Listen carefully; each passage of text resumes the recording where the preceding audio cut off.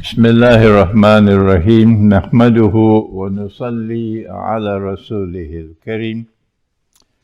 We begin with Allah's blessed name. We praise Him and we glorify Him as He ought to be praised and glorified. And we pray for peace and for blessings on all His noble messengers, including the last of them all, the blessed Prophet Muhammad sallallahu ta'ala alayhi wa sallam. As I greet you with Assalamu alaikum wa rahmatullahi wa barakatuh, a greeting of peace from Ilford in London. On this, the 25th day, oh no, this is for me in Trinidad. You in London will be different. For me in Trinidad, it will be the 25th day of the month of Rajab. For you it's different, yeah. And we begin with this dua. This has come from our Prophet, Allah's blessing be upon him. Allahumma barik lana fi Rajabin wa Shaban wa baligna Ramadan. Allah kindly grant us blessings in Rajab, the month of Rajab, and the month of Shaban, and grant that we might live to reach blessed Ramadan, inshaAllah. Our topic today is one of supreme importance, the Qur'an and inflation. And of course we will have to define what is inflation, and to do that properly we also have to define what is money in Islam, what is money in the Qur'an. And at the end of the lecture we're going to have to respond. How should we respond to inflation? And I hope I have an audience today here in London who is prepared to talk and to offer your views. And when you offer your views, the whole world will be listening, because the lecture will go on the internet and people from many parts of the world would be listening. And you might be able to offer a view on the subject from which I also would benefit. But before we begin our topic on the Qur'an and inflation, let us thank Allah subhanahu wa ta'ala, the one God, for helping me to arrive in London, to arrive in England on this. It could be the last time that I travel. The war in Ukraine, of course, has reached a stage now where people who support this side or that side are in danger. And I was not certain whether I'd be allowed into Britain, but I had no problems, alhamdulillah. And I also want to thank, and they will be listening in other parts of the world, those who have helped me with my travel expenses, because the price of tickets is going up, the price of hotel rooms is going up, and so on. And those who have assisted me, may Allah bless them. I also want to thank my student Hisham. It's the first time he's organized a lecture. In the past we had others who did the organization, and may Allah bless Hisham. This is the first lecture of a tour which will last for many months. I leave London on the day of Jummah, which is Friday, for Edinburgh, and there we'll have a lecture that evening on such an important topic. The subject is Khidr alayhi salam, and the new model of scholarship, Islamic scholarship in Akhir Zaman. We have to ask the question, why?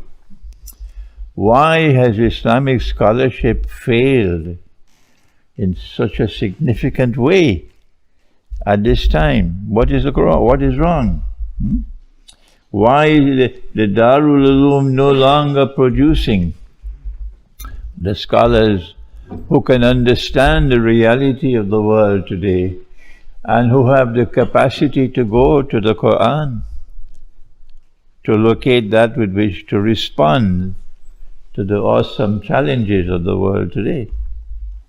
So that is the topic in Edinburgh, and then I go to Glasgow and we grapple with this topic, an Islamic eschatological analysis. Eschatology, the study of the end time, of the origin and destiny of modern Western civilization. If it is Islamic, we have to go to the Qur'an. What does the Qur'an say about modern Western civilization, about its origin and destiny? And why is it that we don't have scholars of Islam who are doing this? What's wrong?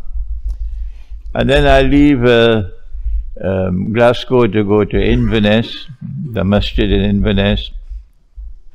I think the topic is on money and Islam, similar to today's lecture.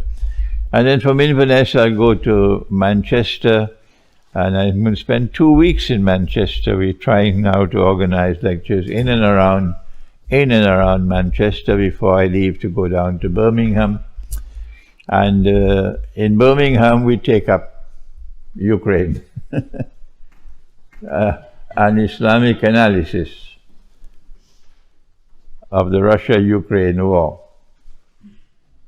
I am not a military analyst, so I'm not going to offer something I don't have knowledge about.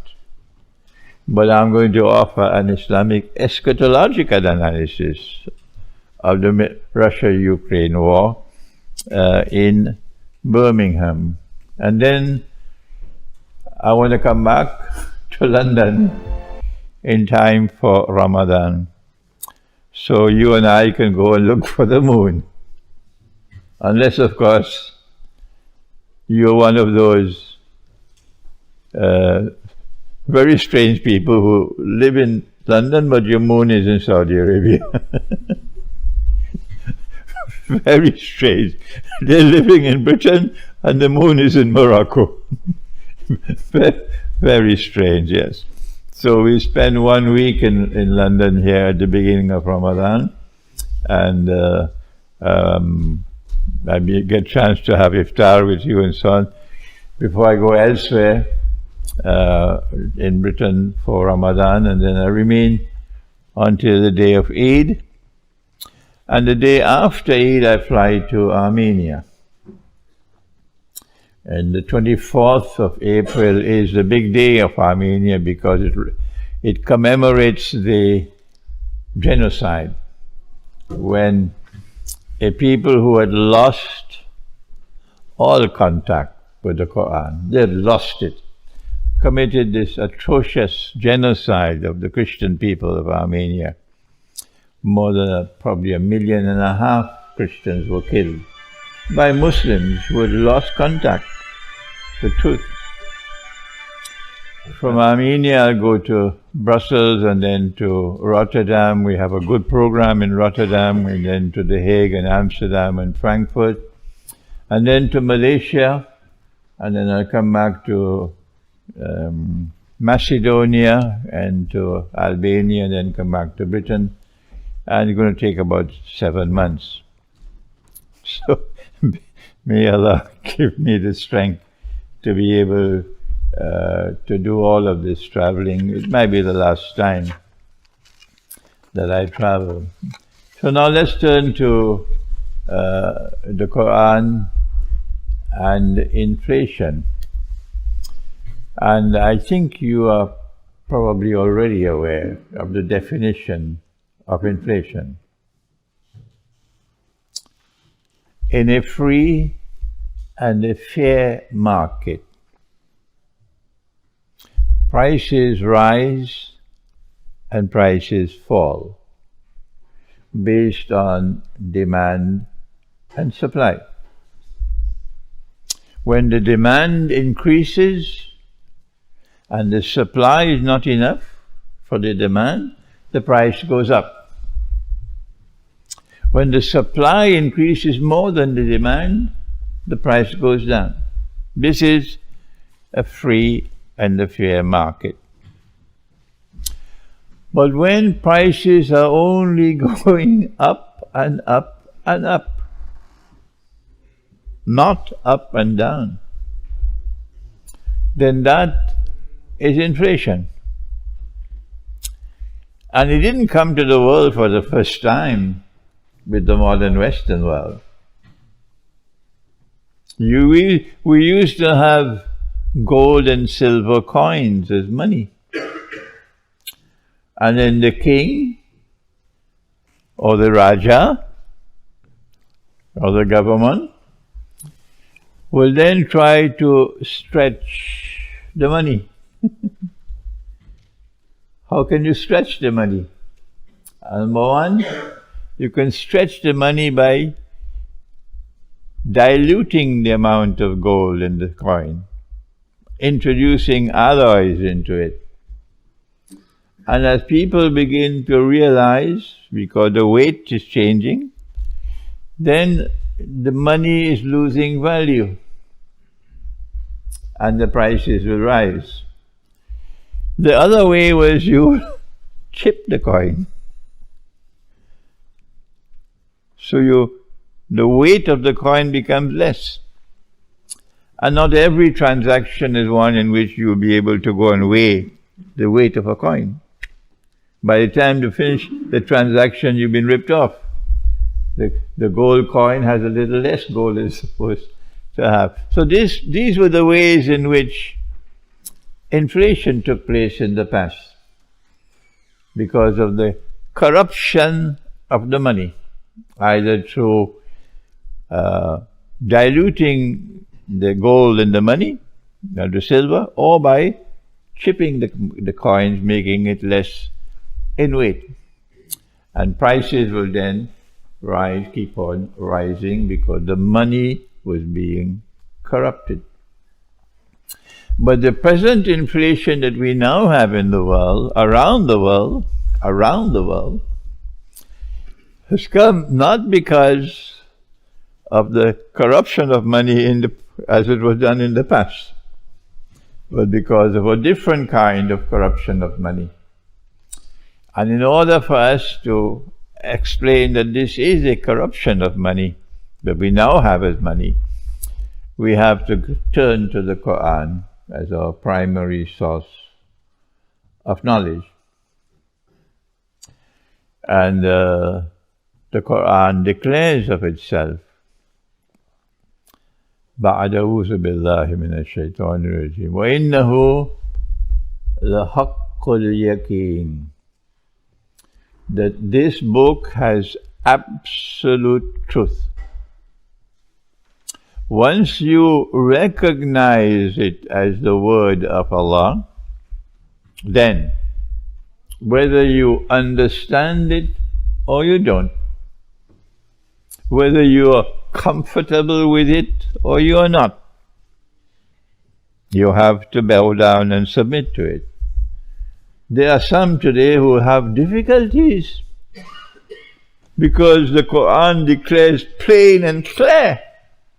Of course, the Pakistan National Assembly doesn't know it. The Qur'an declares plain and clear as daylight. There are only two genders, the male and the female. That's all. So those who are pursuing an agenda of a third gender would find it a little bit uncomfortable to respond to the Qur'an. But the proper, if you are a Muslim, is once you accept that this Qur'an is the word of the one God, then whether you understand it or you don't, whether you're comfortable with it or you are not, This head must bow in submission. Otherwise, you're in trouble. You're not a Muslim if your head does not bow in submission to the Qur'an, meaning you accept the Qur'an to be absolute truth. And so when we turn to the Qur'an now for a definition of money, and we can't deliver a whole lecture on this subject. I have been lecturing on this subject maybe 25 years now, and I failed. 25 years of effort, and I have failed miserably in convincing my peers, the scholars of Islam, of my view. The surah of the Qur'an, which is the surah par excellence of the end time, is, which you know, Surah Al-Kahf. And it is the surah that you recite for protection for Dajjal. And it is surah which introduces the subject of Gog and Magog. And it is a surah which has money in it. That the young man stood up in a state of defiance of a godless world. They were not scared for their job or their green card or their legal status in Britain or their business and so on. That didn't count for them. They had hearts which were pure. And the heart was in submission to Allah. And the supreme loyalty was to Allah. Not to your job, not to your business, not to the government. And so they proclaimed the truth in that godless age. And of course they had to flee. Like our Prophet, Allah's blessings be upon him, had to flee. When you stand up for the truth, you're going to have to flee. When you stand up for the truth, you're going to have to flee. But of course, there are those whose hearts are corrupted. They don't want to leave. So they prefer to betray the truth so they can continue to remain. These young men fled and they stopped at a cave. And remember, they had a dog with them? So a dog has a very important role to play in the end time. And Allah put them to sleep for 300 years. But at the end of 300 years, when they questioned each other, they did not know. Some of them said, we've been here for a day or a part of a day. So they did not know they had stayed in the cave for 300 years. But if you've been sleeping for 300 years, when you wake up, you're going to be hungry. So they sent one of them to go and buy some food and take this money with you. The Qur'an uses the word warik. It's not used anywhere else, warik. And we're not going to deal with the meaning of the word, but the significance is money. Because they're going to use this to buy the food. Therefore, it has to be money. What is important about this reference to money in Surah Al-Kahf is that after 300 years, the money still stored its value. Money has three functions. The first is to function as a medium of exchange for buying and selling. The second is to function as a measure of value. What is the cost of a haircut? What is the cost of 1 kilogram of tomatoes? a measure of value. But money has a third function as well. And it is to this third and most important of all functions that Surah Al-Kahf has directed attention. And that is, money must function as a store of value. That if I work for a whole month and I get my salary, and with this salary I can buy a camel. If I put the salary away, lock it up, and take it out again after 5 years, when I go to the market and I find that I can't buy a camel anymore, I can only buy a donkey, then this money has failed as a store of value. And then 5 years later, when I take it out and I go to the market, I can't buy a donkey anymore. I could only buy a goat. Something is wrong with this money. It's failing as money.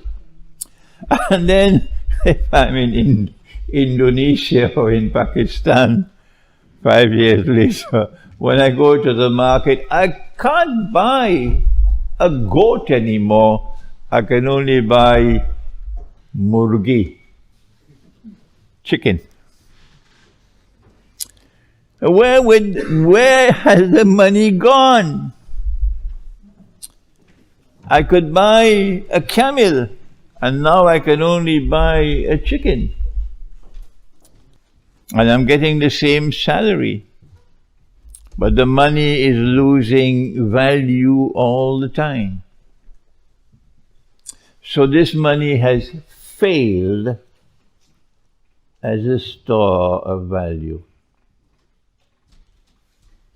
And Surah Al-Kahf of the Qur'an, for those who care about studying the Qur'an, for those who care, Surah Al-Kahf of the Qur'an has directed attention to the role of money as a store of value, because after 300 years, that money could still buy the food. When I was a child, I was 5 years of age. My father was a school principal. And he then decided to buy a motor car to take me to school. But in addition to that, he started taking me to the market on Saturdays. And I will be there with my little basket, 5 years of age, running along with my father. This is 1947. I saw my father buy 100 oranges for $1. In those days, we were very sensible people. We didn't have plastic bags. Very sensible people at that time. The bags were made of jute. So 100 oranges for $1. Now that I'm past 80, I go to the same market, and with $1 I cannot buy even one orange. So if we fail to recognize that the money that we are using is not storing value, it does not qualify as money, we have only ourselves to blame for being a people who either cannot think or don't have the courage to think, because they know the consequences if they think. So here is the introduction from the Qur'an, that money, in order to qualify as money, must function as a store of value. So if I had the money to buy a sheep in the time of the Prophet, Allah's blessing be upon him, and provided that demand and supply were to remain the same as at that time, I should be able to buy the same sheep today with the same money in a free and a fair market.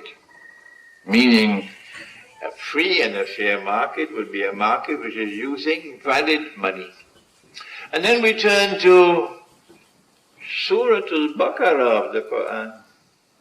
And, excuse me, Banu Israel are asking their prophet to pray to Allah to appoint a king. The prophet's name is not mentioned in the Qur'an, but it's from their scriptures, Samuel. And when Samuel appointed Saul as the king, they had objections. We are more qualified to rule than him. He does not even have this much of weight of wealth. Today we speak of a kilogram, but in the Quran it's called a sa'a. He does not have even a sa'a of wealth, meaning of money. This is Surah Al-Baqarah. And so now the Quran is telling us that money, in addition to storing value, money must also have weight. That you can weigh the money.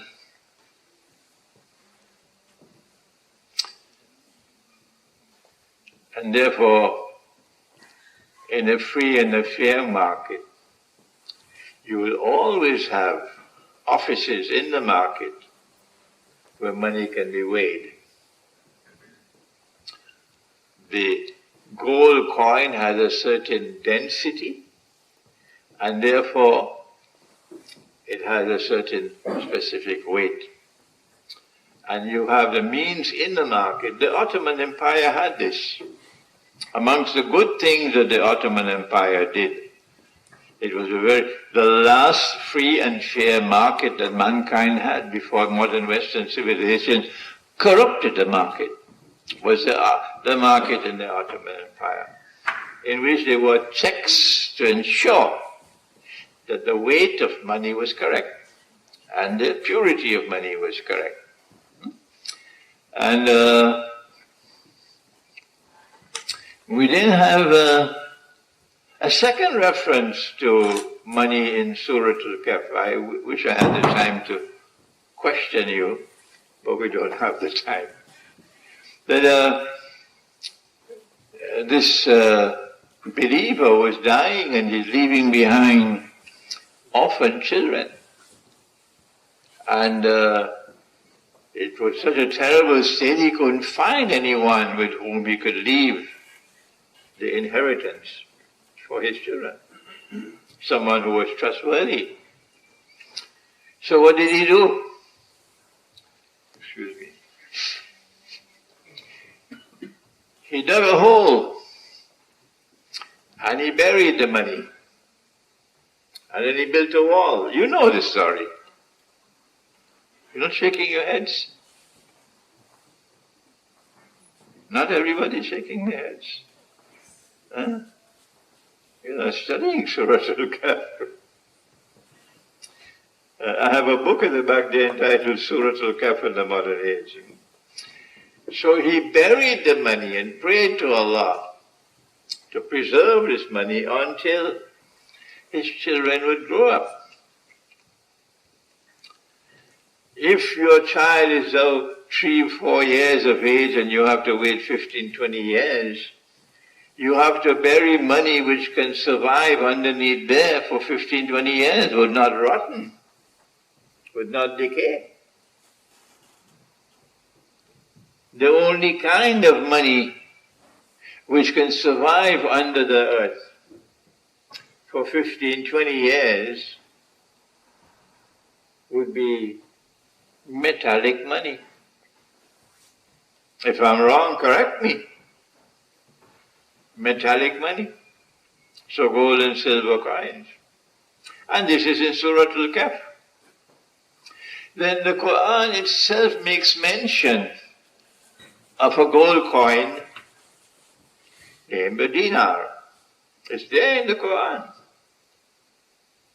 It's in Surah to Ali Imran. I'm not going to quote the verse for you. You can check it out yourself. But the word dinar is located in the Qur'an. And it's a gold coin. And the Qur'an also has the word dirham as a silver coin. It's there in the Qur'an. We now come to a very famous hadith of the Prophet ﷺ, with which I can conclude my definition of money in Islam. And in this hadith, he is defining riba, one form of riba. And he expands the definition of money from the Qur'an to meet the demands of a market where there may be a shortage of gold and silver coins. What do you do? And here's the hadith. He said, gold for gold, silver for silver, wheat for wheat, barley for barley, dates for dates, salt for salt. He mentioned 6 things. Now then, let me explain this. He says 6 things. Like for like, it must be equal for equal and hand to hand. Otherwise, it would be riba. This is the hadith. But you will need to get, an explanation. What our Prophet, Allah's blessings be upon him, is speaking about is a transaction which involves an exchange of gold for gold, or silver for silver, or wheat for wheat, or barley for barley, or dates for dates, or salt for salt. Let me give you an example. You probably already know this example, some of you. Bilal radiallahu ta'ala anhu came to the Prophet, Allah's blessing be upon him, one day and offered him some dates. The Prophet looked at the dates. He said, Bilal, these are very high quality dates. Where did you get them? Bilal said, O Messenger of Allah, I had, let's use modern weight measures, I had 2 kilograms of inferior quality dates, and I exchanged them for this 1 kilogram of superior quality dates. So here's a transaction of dates for dates. The Prophet said, Bilal, this is the essence of riba. And you know riba, it is such a terrible thing that the very last revelation to come down in the Qur'an, revelations were coming since the time of Adam alayhi salam, for thousands of years, and now this is the Qur'an, this is the last book. And this Qur'an is coming down for 23 years, and now this is the last word to come down. And in the very last words come down in the Qur'an, Allah declares war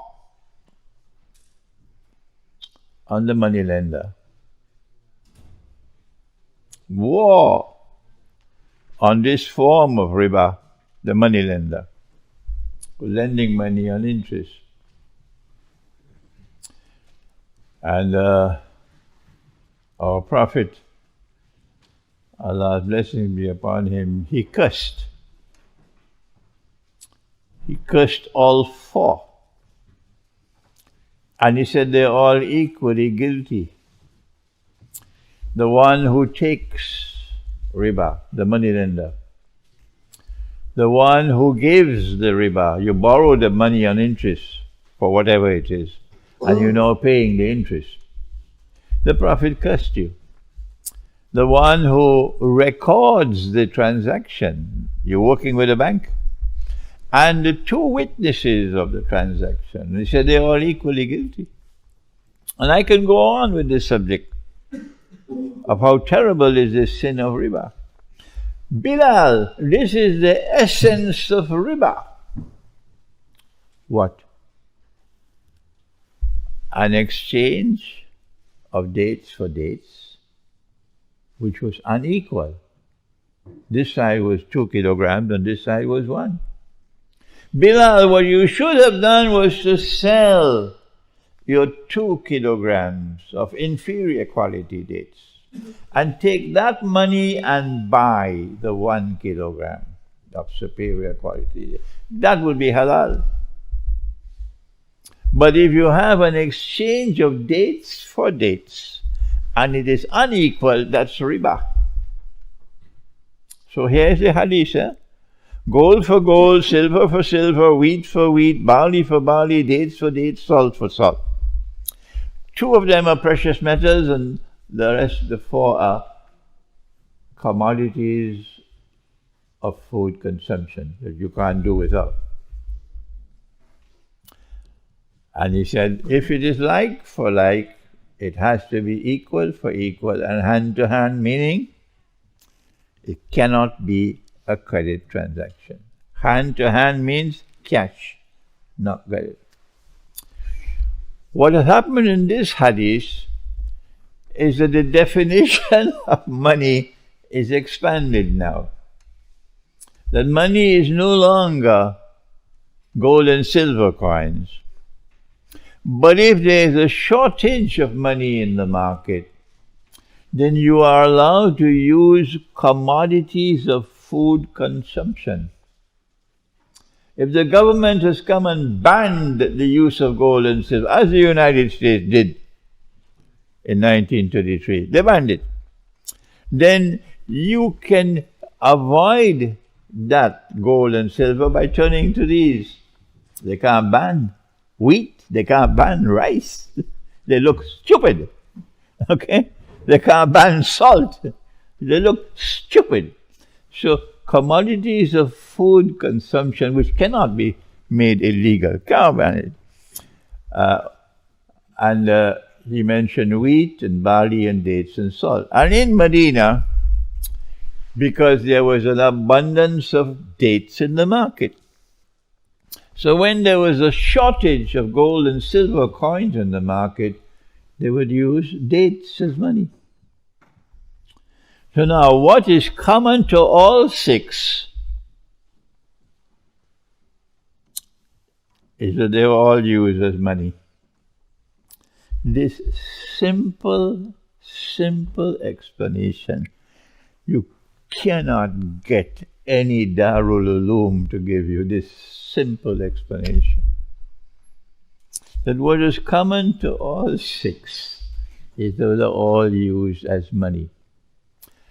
Secondly, that they qualified as money provided that there was an abundant supply in the market. And finally, they could be used as money provided they had a shelf life. You can't use mangoes as money. Why? Mangoes don't have a shelf life. They get rotten. You can't use animals as money. The animal can fall ill, can die. And so now we have a definition of money from the Qur'an and the Sunnah. That money in Islam always has intrinsic value. The value of the money is created by Allah. Is there anyone who differs with me? This is critically important for us to move forward. The definition of money from the Qur'an and Sunnah is that money in Islam always has intrinsic value, meaning the value of the money is in the money. External forces cannot change the value of the money from outside. To change the value of the money, they have to come with guns and physically take away the money from us. Otherwise, we have our money and our money retains its value. It has intrinsic value. So now we turn from the definition of money in the Qur'an to the corruption of money in the modern age. It's not only money which was corrupted. The political system was corrupted. Politicians don't worship Allah anymore. No. Politicians worship a God called electoral success in elections. The supreme loyalty of a politician is no longer to Allah, it's to his party. That's it. And if a politician once famously said, politics has its own morality. Yes, because the morals of a politician constantly change to suit the political climate. So they've corrupted politics, they've corrupted the market today, they've corrupted the economy today. We don't have the time today to deal with the banking system. They've corrupted the educational system. Yes. Who wants a Pakistani degree? Huh? A degree from a Pakistan university has no value. You have to get a British degree or an American degree. Well, Imran Hosein proudly proclaims, I got my degree from Karachi University. And when I joined the Institute of International Relations, the government of Trinidad and Tobago said, we'd like to have you in the foreign ministry, but we want you to go back and do international relations. And the Swiss government had taken the Graduate Institute of International Studies in Switzerland, in Geneva, to establish a branch in Trinidad. And they ran it until we took it over. And to get into this institute, you have to be a university graduate. And they sent me to attend this institute, and all my students in the class are all diplomats from this ministry, this foreign ministry, that foreign ministry, and they were graduates from British universities and American universities and Canadian universities and French universities and the University of the West Indies, and just poor Imran, a Pakistan degree. I mention this again and again, just to shake up those foolish people who believe a Pakistani degree is worth nothing. Shake them up. Well, when the class started, from the first day of the class, it immediately became clear I had something they didn't have. I had something they didn't have. What was it that I had? I had the Qur'an. I had a teacher who taught me how to study the Qur'an. And I had great teachers in Pakistan. And at the end of the year, I came first in their class. In the exam of international economics, I defeated the fellow who had a master's degree from the London School of Economics. Corruption of education today. Corruption of the political system today. Corruption of the market today. Corruption of the world outside there. Yesterday, we used to jump in the river to bathe. We used to drink the water from the river. Who drinks river water today? You see a sign, dangerous for diving, dangerous for swimming, dangerous for fishing. Every river is now corrupted. So it's no surprise that money should also be corrupted. And what is the explanation for this universal corruption? The Qur'an says that it's been sent to explain all things. It says so in Surah An-Nahl,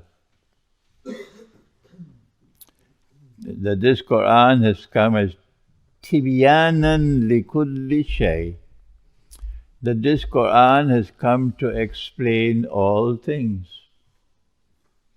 So if there is universal corruption in the world today, everywhere you turn, it's corrupted. The male-female relationship is corrupted. The bedroom life is corrupted. Where is the explanation of this universal corruption? Surah Al-Kahf of the Qur'an directs attention. This is the surah par excellence of Akhir Zaman, of the end time. Inna Ya'juj wa Ma'juj mufsiduna fil ard. That Gog and Magog are the ones responsible for universal corruption on earth. But my peers, with inexplicable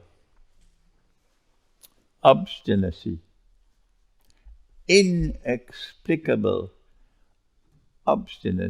scholars of Islam refuse to study the subject of Gog and Magog from the Qur'an. They refuse to do it. No. The hadith says that Gog and Magog will be released only after Jesus returns. So we're not talking about that now. He hasn't come back as yet. No, the hadith doesn't say that. And you're supposed to go to the Qur'an first for knowledge. The Qur'an comes first. And when you study the subject of Gog and Magog in the Qur'an, only then you go to the hadith. I have failed, and failed miserably. I can't get any prominent scholar of Islam anywhere on the face of the earth today to stand up and say, no, the explanation for the universal corruption in the world today is that Gog and Magog have been released. And they are responsible. They are responsible. I'm not going to lecture on Gog and Magog today.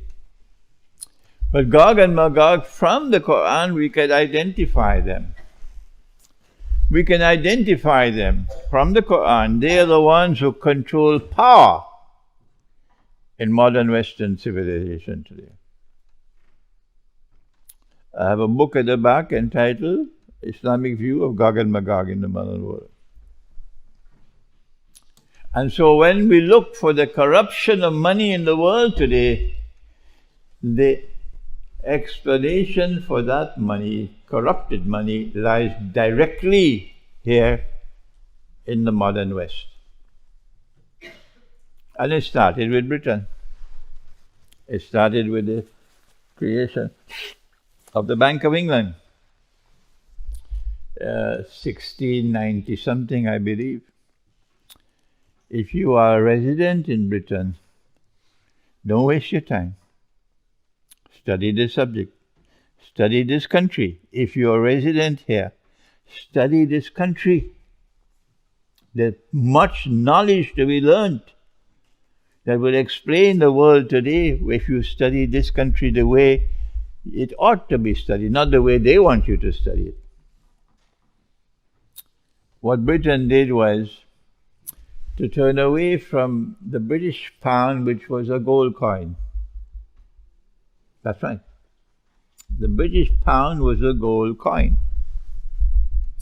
And to gradually replace money with intrinsic value over a period of time, replace it with money with no intrinsic value. Once money has no intrinsic value, it's bogus. It's fraudulent. It's haram. There are those of you here who might be interested to now study international monetary economics. I studied it at 2 universities, but I came out of the classroom different from the monetary economists, the fellows who become governor of the central banks and usually end up working for the IMF. I came out of the classroom different from those fellows because I had the Qur'an with me. I could recognize that if you print paper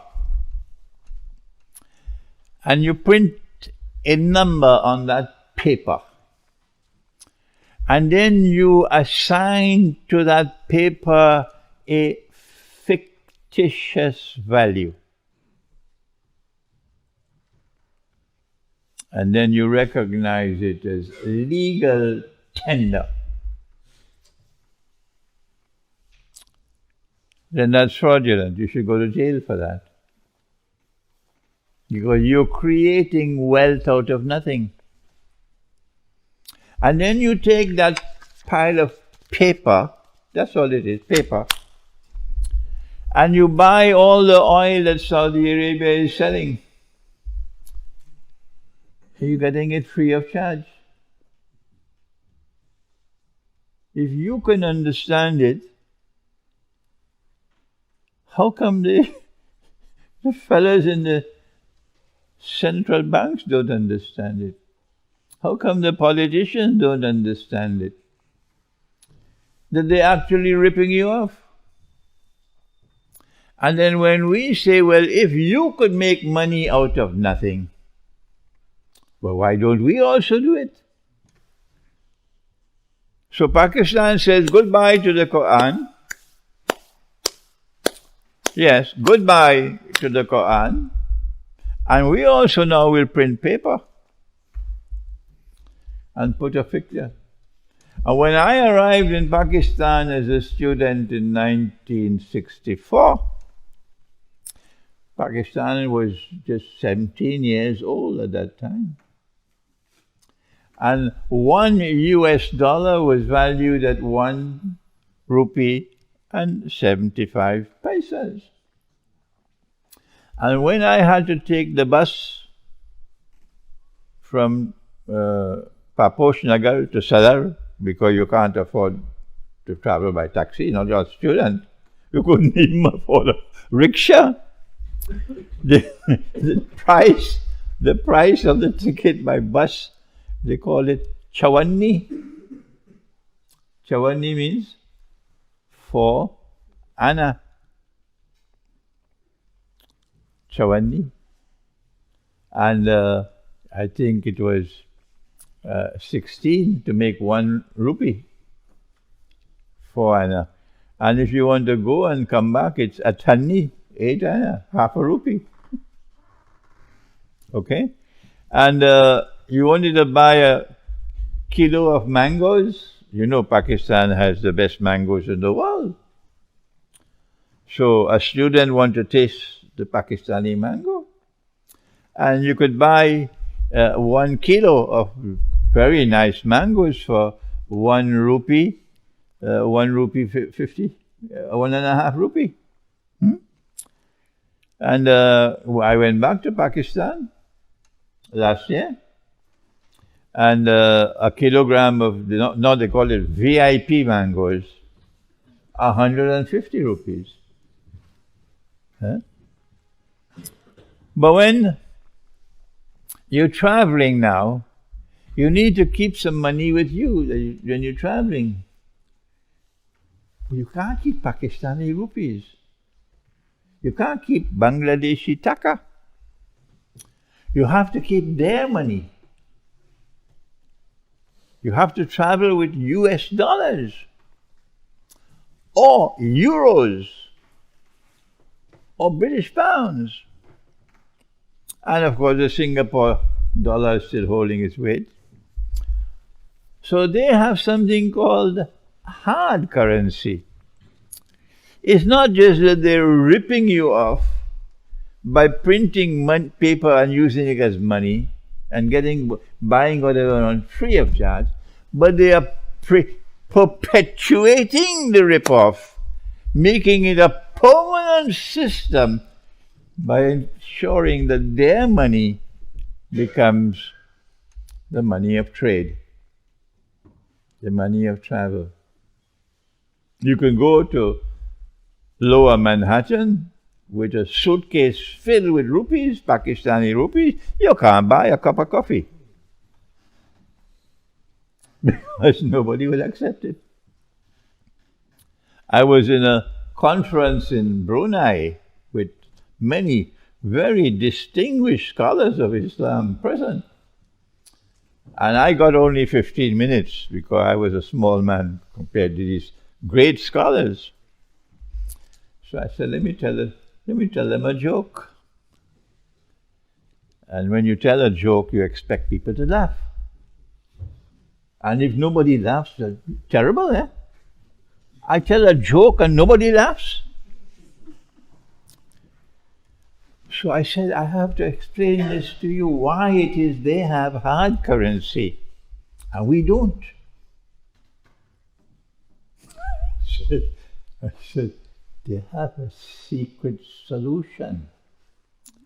And they dip the money in that solution. And it becomes hard currency. We don't have this solution. That's why we don't have hard currency. Nobody laughed. Nobody laughed because they believe they believe this was correct what I was saying. This is the pathetic truth of our scholars. You cannot find any mufti anywhere who will declare that this money we are using is bogus and fraudulent and therefore haram. I met with Qazi Hosein Ahmad. I don't know if he's still alive. Maybe he's passed away now. He was the head of the Jamaat Islami. And we had a session in probably Rawalpindi, and it lasted for more than an hour. And because I had studied monetary economics in 2 universities and studied the Qur'an, I could explain the subject to him. When I was finished, Qazi Hosein Ahmad stood up from his chair with indignation, and he stamped his foot. He said, "Ye to dhoka hai," meaning this is bogus. This money. This is the head of Jamaat Islami. And this is 20-something years ago.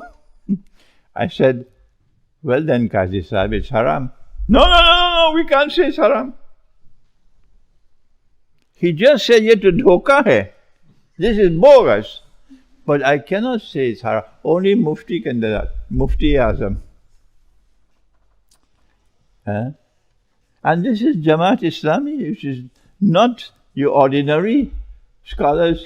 These are people who are studying the Quran. Maulana Abul Ala Maududi made a tafsir of the Quran. And these are people who have dedication to the Jamaat. And yet, I can't say it's haram.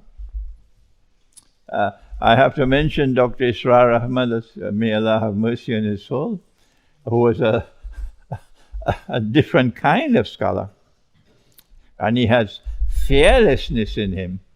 He also recognized the money to be bogus. But he said it openly, I cannot say it is haram. Only Mufti can do that. That's what he said to me. And so we have to now end this subject of the corruption of money by saying, the biggest failure of all is not the politicians. No. The biggest failure of all is not the governors of the central banks and the monetary economists. No.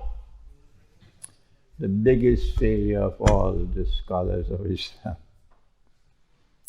They are the ones who have led us to where we are today. Well then, before we end, what do we do? Have you read John Perkins' book as yet? Confessions of an Economic Hitman? If you have not, please read it. They have not introduced this bogus system of money, unwitted the banking system, which I don't have the time to explain today. They've not done this simply to become rich. So the wealth of the world is over here. And now this is heaven. Who wants to go back to hell? Who wants to go back to hell? Over there is only poverty and destitution. It's not just to rip us off, and like a vacuum suction pump, suck the wealth of the world and bring it here, and leave the rest of the world miserably poor. They've done more than that. John Perkins has explained in this book that when they lend you money on interest, they calculate how much you can borrow. They calculate what is your capacity to pay back. And they ensure that they lend you more than you have the capacity to repay. Because they want to enslave you. And that's where Pakistan is today. If you default on your payments, every month you got to pay the interest and the sum of the capital. If you default, your money will immediately collapse. The day Pakistan defaults, say goodbye. The rupee will be 1,000 rupees to $1. And then the masses will rise up and there'll be civil war and all kind of things. What do we do? Do we remain in slavery? Or do we seek to recover our freedom? Pakistan is now the laughing stock of the world. They have to go begging and begging and begging, and Modi is laughing his head off.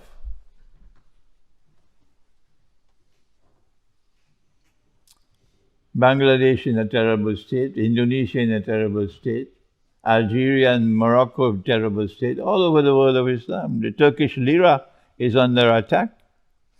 So what is the way forward? They have calculated very carefully to ensure you cannot get out of slavery. Hugo Chavez, who is my next door neighbor. I'm from Trinidad and Hugo Chavez from Venezuela. Hugo Chavez recognized that the IMF was the cause of Venezuela's poverty. And he attempted to take Venezuela out of the IMF. And he failed. Because they already put all the rope. They had put all the rope in place that you cannot escape. And so Venezuela could not get out of the IMF.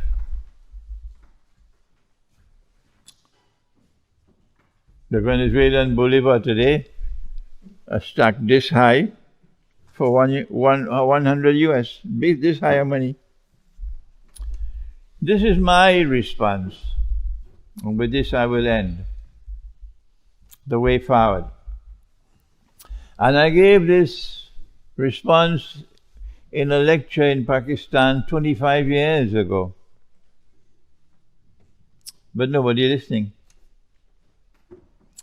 I said the way forward is to go to the Qur'an and to go to the scriptures before the Qur'an for guidance. And what we get from the Qur'an and the scriptures which came before the Qur'an is that the moral law is the highest law. That Allah created the heavens and the earth with haqq, with truth. Listen to the ayah in Surah Al-Jathiyah. أعوذ بالله من الشيطان الرجيم وخلق الله السماوات والأرض بالحق. That Allah created the heavens, and the heavens is not the best translation, but allow me. Allah created the heavens and the earth with al-haq, truth. And He said more than that. وَلِتُجْزَى كُلُّ نَفْسٍ بِمَا كَسَبَتْ وَهُمْ لَا يُظْلَمُونَ. In order that each may receive the recompense of that which it has earned, and none shall be wronged in any way. This universe is a moral order because it is created with truth. And truth must prevail. Not the IMF. Truth must prevail. Let me quote one more verse of the Qur'an from Surah Al-Mujadilah. كتب الله لأغلبن أنا ورسلي إن الله قوي عزيز. I am proclaiming this. It is established that I will prevail and my prophets will prevail. The IMF could do what they want. And Allah is powerful. Allah is almighty. And so it is to the truth in the Qur'an that we must turn to find a way forward. And we begin by declaring the moral law is the highest law. I find South America producing people who could understand this truth in the Qur'an better than us. Hugo Chavez, Evo Morales, the new president in Brazil. South America is producing people who can think, while our people eat biryani and go home and sleep. I'm not speaking bad of biryani. I like biryani. My view is, since the moral law is the highest law, the monetary system today is oppression, and therefore we unilaterally reject paying any more interest on any loan, on the grounds that this is oppression and the moral law is the highest law. Number two, and I'm not the first to be saying this, Alan Garcia in Peru, 20 years ago, Alan Garcia gave the same views.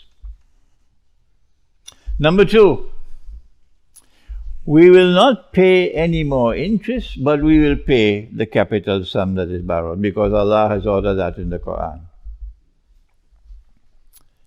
But Alan Garcia said, we will pay the capital sum based on our capacity to pay.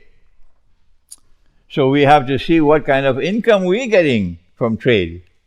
So from the basis of income, we'll be able to pay a percentage of that. So if you want to squeeze us and put sanctions on us, less money coming, less money for you. So number one, a unilateral rejection or repudiation of paying any more interest on loans. Number two, that we'll repay the capital sum, but will be repaid based on our capacity to repay. This is the way forward. No politician will do this. None, including Imran Khan in Pakistan. No politician will do it. It is when the people rise up and the people force the governments, only then this will happen. South America is different. From the time you make this declaration, you're not paying any interest anymore. And you will pay the capital sum based on your capacity to pay. From the time you make this declaration, your money is going to start collapsing. So you have to have something to replace it. And therefore you cannot move forward unless and until you declare dinar and dirham to be legal tender. Once you declare dinar and dirham to be legal tender, it means that every laborer, whether you're in Algeria or Morocco or Bangladesh or Indonesia or Pakistan, every laborer now has the right to demand that his wage be paid in dinar and dirham. And from the time that is taking place, no longer will you suffer with your wages losing value. Yesterday you could buy a camel, today you could buy a donkey, tomorrow you could buy a goat, and tomorrow after that only a chicken. If you are being paid your wage in dinar and dirham, it will store its value. Where will we get the money from, the dinar and dirham? The answer is, once there is a demand in the market for dinar and dirham, that's what business is about. The businessmen will rush to get the dinar and dirham into the market, to be the first, to be able to cash in. So that's not a problem for the government. The problem is to declare dinar and dirham to be legal tender. Is it possible to do that? Can you declare gold and silver to be legal tender?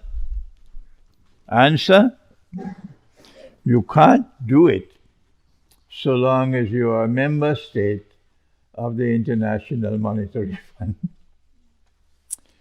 Because the International Monetary Fund, the Articles of Agreement of the International Monetary Fund prohibit the use of gold as money. Why have they done that? Because the day you bring gold and silver into the market as money, the bogus US dollar will collapse. That's why. So if we are to move forward, the first step in moving forward is that you must make dinar and dirham legal tender. Only then you can proceed to the next step and have adequate amount of dinar and dirham in the market. And then you can declare, we're not paying any more interest anymore. And we repay the capital sum borrowed, but only on the basis of our capacity to repay. Thank you. Wassalamu alaikum wa rahmatullahi wa barakatuh.